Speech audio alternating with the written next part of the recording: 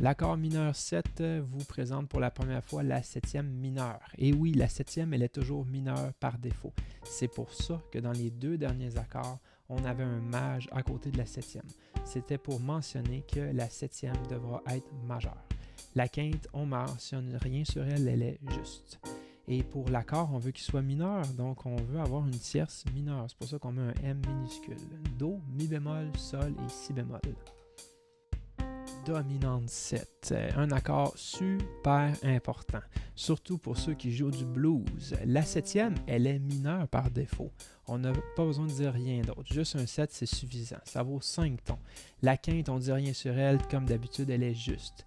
Et l'accord, et oui, il est majeur, c'est pour ça qu'on ne dit rien sur la tierce dedans. On sait que par défaut, on a une tierce majeure de 2 tons.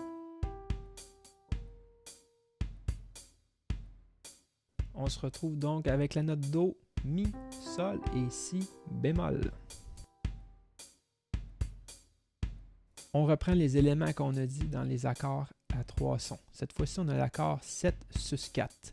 Le sus 4, je le rappelle, ça réfère à la tierce qui est suspendue. Elle est remplacée par une carte juste de 2 tons et demi. On ne dit rien sur la quinte, elle est juste.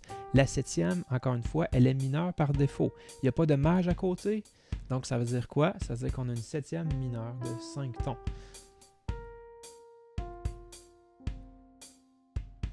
Le résultat, Do, Fa, Sol et Si bémol. On peut avoir deux sortes d'accords diminués avec les accords à 4 sons. On a d'abord celui qui est le mineur 7 bémol 5. La septième, elle vaut 5 tons parce qu'elle est mineure par défaut. On a une quinte diminuée, c'est pour ça que c'est écrit dans le symbole bémol 5. Et la tierce, elle est mineure, c'est pour ça qu'on a un M minuscule dans l'accord. Ça fait les notes Do, Mi bémol, Sol bémol et Si bémol.